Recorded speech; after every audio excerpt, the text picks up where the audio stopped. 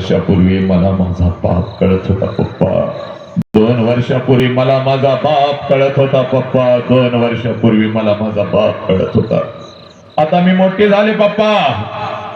आता मी मोठी झाले पप्पा. पप्पा तुमची मिठी विसरले पप्पा. आता मी मोठे झाले पप्पा. तुमची मिठी विसरले होते पप्पा. पण आज व्याख्यान ऐकून आले पप्पा. पुन्हा एकदा मला माझा बाप कळाला. पुन्हा एकदा मला माझा बाप कळाला. म्हणून पप्पा आज मी तुम्हाला मिठी मारते पप्पा. बघ पोरी, फक्त बापाला मिठी मार. बाप तुला जवळ घेऊन हंबरडा फोडून रडेल पोरी.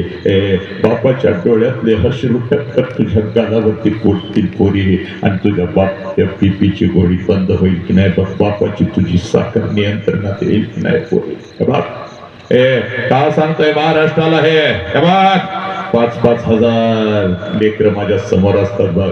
तरी सुद्धा आज सांगतोय बघ तुला सुद्धा. हे बघ बापाची किंमत त्या पोराला विचार. बापाची किंमत त्या पोराला विचार. बापाची किंमत त्या पोराला विचार ज्याचा बाप त्याला लहानपणीच सोडून निघून गेलाय. बापाची किंमत त्या पोराला विचार. कधीतरी एखाद्या अनाथ आश्रमामध्ये जा पोरे. कधीतरी एखाद्या अनाथ आश्रमामध्ये जा. कुठल्या तर कोपऱ्यामध्ये हातामध्ये ताट घेऊन ते पोरग भात खात बसलेलं असतं बघ. त्या लेकराला बघता तू सांग. त्या लेकराला बघता तू सांग. पोरा तुझ्या बापाचं नाव काय रे. तुझ्या बापाचं नाव काय. एवढं तू फक्त सांग. तुझ्या बापाचं नाव काय. ते पोरगा हंबरडा फोडेल बघ. हातामधली थाळी खाली टाकेल बघ. ते पोरगा हंबरडा फोडेल. हातामधली थाळी खाली टाकेल. आणि ते पोरग जोरात ओरडून हंबरडा फोडत म्हणेल मला बाप पण नाही आणि मला आई पण नाही. मला बाप पण नाही आणि मला आई पण नाही. मला नका विचारू माझ्या आईचं नाव. मला नका विचारू माझ्या बापाचं नाव. मला बापानं कधी जवळ घेतलं नाही. मला कधी बापानं मिठी मारली नाही. माझ्या आईनं कधी मला घास भरवला नाही. मला आई पण नाही मला बाप पण नाही. म्हणून पोरांनो सांगतो घरामध्ये तुम्हाला तुमचा बाप आहे ना. तुम्ही खूप नशिबान आहात पोरांनो. घरामध्ये तुमचा बाप आहे. तुम्ही खूप नशिबान आहात. जा पळत पळत आणि बापाला अगोदर कडकडून मिठी मारा पोरानं. कारण बापाची किंमत त्या पोराला विचारा. बापाची किंमत त्या पोराला विचारा ज्याचा बाप त्याला लहानपणी सोडून निघून गेलाय. बापाची किंमत त्या पोराला विचारा. सणासुदीला तुमचा बाप जेव्हा तुम्हाला कपड्याच्या दुकानामध्ये घेऊन जातो. सणासुदीला तुमचा बाप जेव्हा तुम्हाला कपड्याच्या दुकानामध्ये घेऊन जातो तेव्हा सगळं कपड्याचं दुकान तुम्हाला तुमचं वाटतं पोरांनो. सगळं कपड्याचं दुकान तुम्हाला तुमचं वाटतं. कारण तुमच्या पाठीमागे तुमचा बाप उभा आहे. तुमच्या पाठीमागे तुमचा बाप उभा आहे. ज्या कपड्याला तुम्ही हात घालाल ज्या कपड्याला तुम्ही हात घालाल तो कपडा तुमचा होतो पोरांनो. कारण तुमच्या पाठीमागे तुमचा बाप उभा आहे. तुमच्या पाठीमागे तुमचा बाप उभा आहे. एखाद्या महागड्या कपड्याला जर हात घातला एखाद्या महागड्या कपड्यात हात घातलास पोरी तर बाप त्या कपड्याकडे बघतो आणि बाप म्हणतो पोरी आवडलाय का ते कपडा. आवडलाय ना ड्रेस. आवडलाय ना. घे पोरी घे. हे पोरीनं पण बिना बापाचं पोरग आहे. बिना बापाचं पोरग सणासुदी दिवशी कुठल्या तरी झाडाखाली उभा असतं. बिना बापाचा पोरगा सणासुदी दिवशी कुठल्या तर झाडाखाली उभा असता बघ. आणि तुमच्या अंगावरची नवीन कपडे बघत त्याच्या डोक्यामध्ये विचार येतो. त्याच्या मनात विचार येतो जर माझा बाप असता तर माझ्या अंगावर सुद्धा अशीच नवीन कपडे चढली असती. डोळं भरून ते पोरग तुमची कपडे बघतंय. डोळं भरून ते पोरग तुमची कपडे बघतं. एकदा आपल्या जुन्या कपड्याकडे बघतं आणि पळत पळत पळत पळत आपल्या आईकडे जात. आई जवळ जात आणि हंबरडा फोडत आईला म्हणतं आय माझ्या सगळ्या मित्रांच्या अंगावर नवीन कपडे आय मला दे. आय माझ्या सगळ्या मित्रांच्या अंगावर नवीन कपडे आय मला घाय मला घ. त्यावेळेला ती माता आपल्या लेकराला मिठी मारत म्हणते बाळा 2 दिवसाने येणार आहेत माझं पैसे. घेते तुला एखादा शर्ट. 2 दिवसानं येणार आहेत, माझं पैसा घेते तुला एखादा शर्ट. पोराला माहित असतं 2 दिवसानं आईचं पैसे येणार नाही, तर आईलाही माहित असतं 2 दिवसानं आपण आपल्या लेकराला शर्ट घेऊन देऊ शकणार नाही. दोघं एकमेकाला मिठी मारून रडत असतात. हे पोरग आपल्या बापाच्या आठवणीत रडत असताना आई आपल्या कुंकवाच्या आठवणीत रडत असते. आणि हळूच पोरग आपल्या आईला म्हणतं, हळूच पोरग आपल्या आईला म्हणतं, आय आपला आबा मनात लवकर सोडून का ग गेलं. आणि याचं उत्तर त्या माऊलीकडे नसतं, याचं उत्तर त्या माऊलीकडे नसतं. उरतात फक्त दोघांचे हंबरडेन, दोघांच्या डोळ्यातले अश्रू. म्हणून सांगतोय पोरीला, आला श्वास गेला श्वास, जीवा तुझर तंतर, जगण मरण एका श्वासाचं अंतर, जगण मरण एका श्वासाचं अंतर. आहे ना बाप घरात, जायचं बापाला कडकडून मिठी मारायची.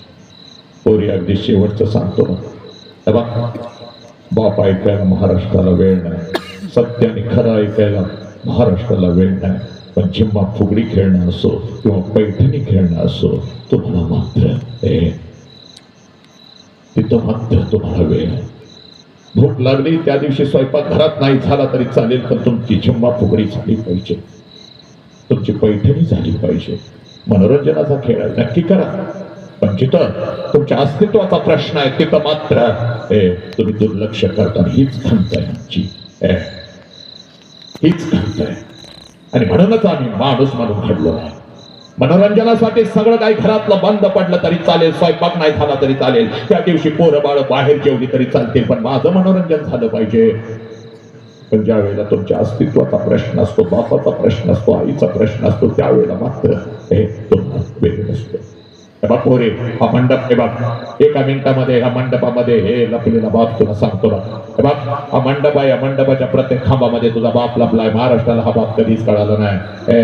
गेली 4 वर्ष हा बाप ओरडून ओरडून मी सांगतोय बघ. ऐक, 20 वर्ष तुझा बाप तुला तळ हाताच्या फोडासारखं जपतो बघ. हे बघ, 20 वर्ष तुझा बाप तुला तळ हाताच्या फोडासारखं जपतो बघ. आणि 20 वर्षानंतर जेव्हा तुझं लग्न ठरतं, 20 वर्षानंतर जेव्हा तुझं लग्न ठरतं, त्यावेळेला सगळ्या घरामध्ये आनंदी आनंद असतो बघ. सगळ्या घरामध्ये आनंदी आनंद असतो. 10 मिनिटात व्याख्यान संपवतो, ऐक पोरी. हे बघ, सगळ्या घरामध्ये आनंदी आनंद असतो बघ. चांगला जावई मिळाला, चांगलं घरानं मिळालं, चांगले पाहुणे पाय मिळाले, पण रात्रीच्या अंधारात तुझा बाप एकटाच होत असतो. कारण बापाला कळतं 20 वर्ष तळ हाताच्या फोडास जपलेली माझी लेक काही दिवसातच मला कायमची सोडून निघून जाणार आहे. लग्नपत्रिका छापून येते बघ, पाहुण्या पयांना लग्नपत्रिका द्यायला तुझा बाप सगळ्यात पुढे असतो बघ, सगळ्यात पुढे असतो बघ.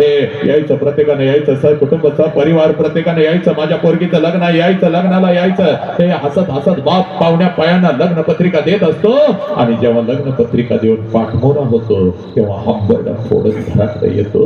कारण लग्नपत्रिकेवरची तारीख त्याला ओरडून ओरडून सांगत असते, या तारखेला तुझी पोरगी कायमची तुला सोडून निघून जाणार, चिमणीसारखी भुर्र करून उडून निघून जाणार. लग्न मंडपात जन्म दिलेला बाप परक्यासारखा उभा असतो आणि आपली लेक जाताना बघत असतो. काहीच करता येत नाही. पण हे सगळं दृश्य बापाच्या डोळ्यासमोर उभं राहतं लग्नाच्या अगोदर. म्हणून रात्रीच्या अंधारात तुझा बाप झुरत असतो बघ.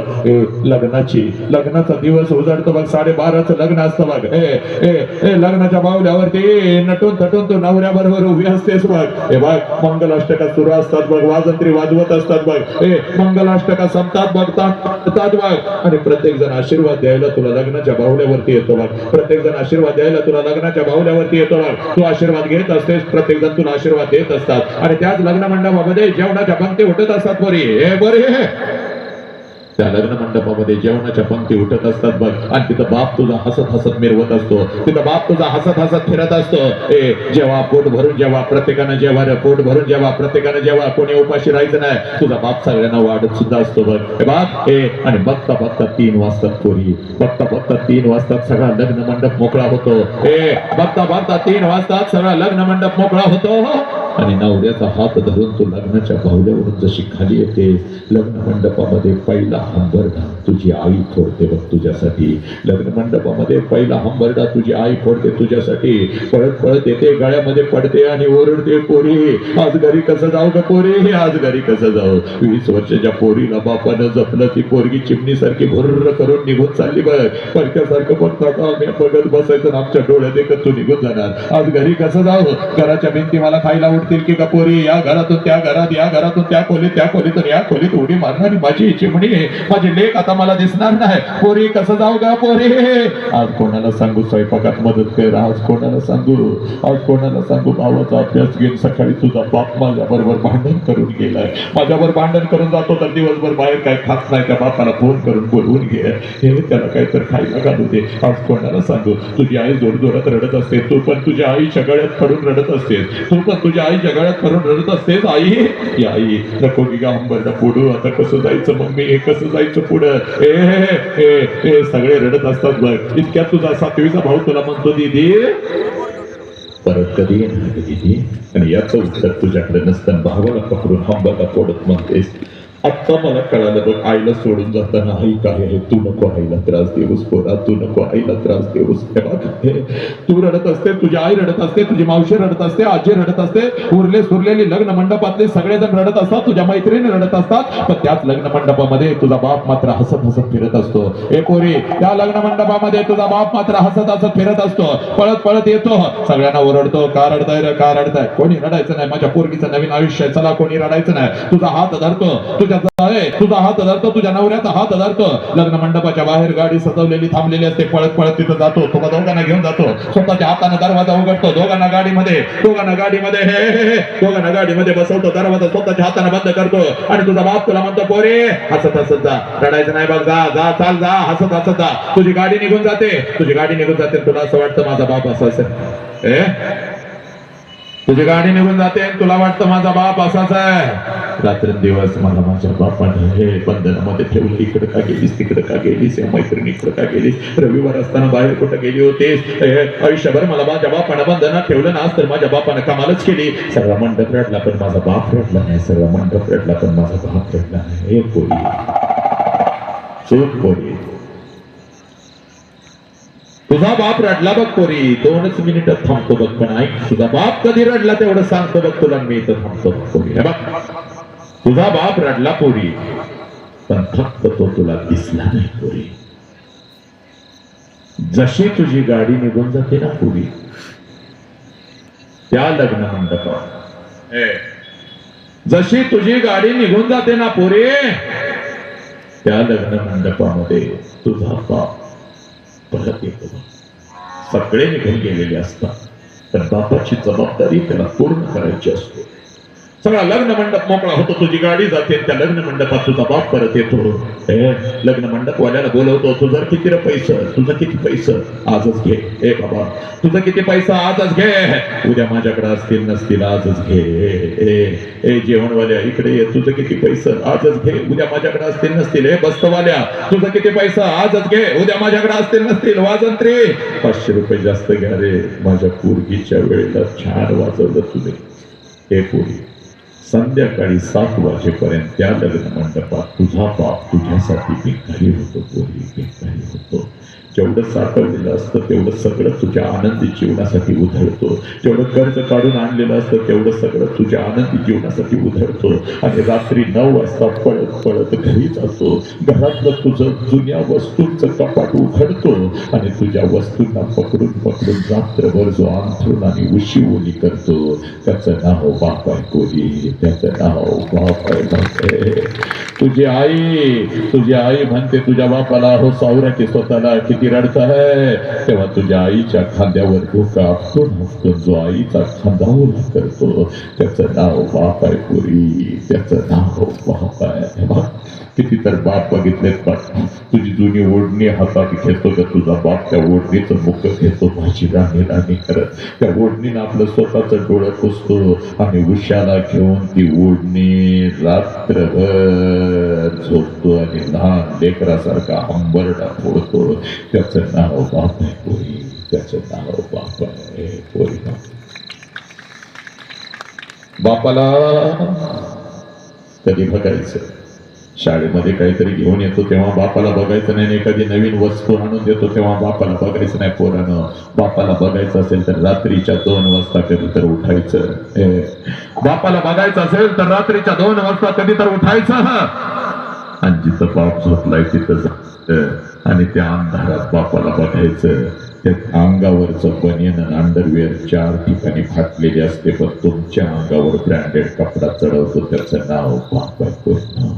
त्याचं नाव बाप आहे. रस्त्याने चालताना स्वतःच्या पायातलं चप्पल तुटलं तर चांबाराकडे जातो आणि त्याला टाकून घेतो. चांबार म्हणतो घ्या की एखादा नवीन गप्र बाबा पोरगीचं शिक्षण सुद्धा. पण पोरी तुझ्या पायातलं चप्पल तुटलंय असं त्याला कळालं तर तुझ्या बापाचं चप्पल घेऊन शाळेत येतो, वर्गात तुला बोलवतो, दिदी पायातलं चप्पल तुटलं चप्पल ते इकडं नवीन चप्पल तुझ्या पायात घालतो साला. त्याचं नाव बाप आहे. त्याचं नाव बाप आहे. पण हा बापच माझ्या मातीला कधी कळाला नाही. आईशिवाय आमचं अस्तित्व नक्कीच नाही. स्वामी तिने जगाचा आई विना भिकारी नक्कीच, पण आईच्या या वटवृक्षाखाली बापाचं जे छोटस रोपट असतं ते मरू लागलं. आई रडते आपल्यासाठी. तुम्हाला वाटतं आयुष्यभर फक्त आईच रडते आपल्यासाठी. चूक आहे पोरांनो. या जगात सगळ्यात जास्त तुमच्यासाठी रात्रीच्या अंधारात आणि शेताच्या बांधावर एकांतात बसून जर कोण रडत असेल तर त्याचं नाव बापा. त्याचं नाव बाप आहे. हुंदका आला की तो घरामध्ये हुंदका कधीच बाहेर काढत नाही. आंघोळीचं निमित्त करून आंघोळीला जातो आणि आंघोळ करताना त्या पाण्यामध्ये बाप रडून घेतो. तुझी आई विचारते अहो डोळे का उघडले, डोळे का लाल झाले. अगं पाणी गेलं डोळ्यात. पाणी नसतं का गेलेलं, तुझा बाप हंबरडा फोडून रडलेला असतो. एखादं व्यसन करताना बाप जेव्हा तुला रस्त्यानं पाहतो ना पोरा, तेव्हा बाप तुला काय बोलत नाही. पळत पळत तुझ्या आईच्या गळ्यात पडतो येऊन. आईला म्हणतो यासाठी का मला जिवंत ठेवलं का, यासाठी का पोराला मी जन्म दिला. हे पोरांना शेवटचा प्रश्न या विचार मंचावर, कारण परिवर्तनाचा हा विचार मंच आहे. परिवर्तनाचाच विचार मंच. आणि म्हणून या विचार मंचावरून तुला सांगतोय बघ, अशा बापाला मान खाली घालायला लावणार आहेस का तू पोरी? हे पोरा, जो बाप तुझ्यासाठी नागडा राहिला, उघडा राहिला, उपाशी राहिला, उन्हामध्ये तापला, थंडीमध्ये कुडकुडला, पावसामध्ये भिजला, अशा बापाला तू मान खाली घालायला लावणार आहेस का पोरी? पोलीस स्टेशनला तुझा बाप उभा असतो कसा, आणि जिथं उभा असतो तिथली जमीन अशी सगळी नालायकांना हरामखोर.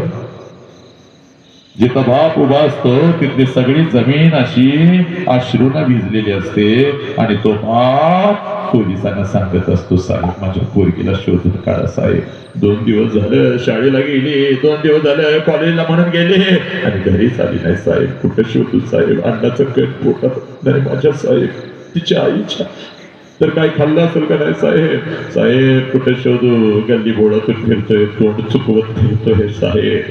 3 पिढ्या अभिमानानं रस्त्यावरून फिरल्या, पण आता म्हणून तोंड लपवून पाडावं लागतंय साहेब. पोरी नालाय हरामखोर.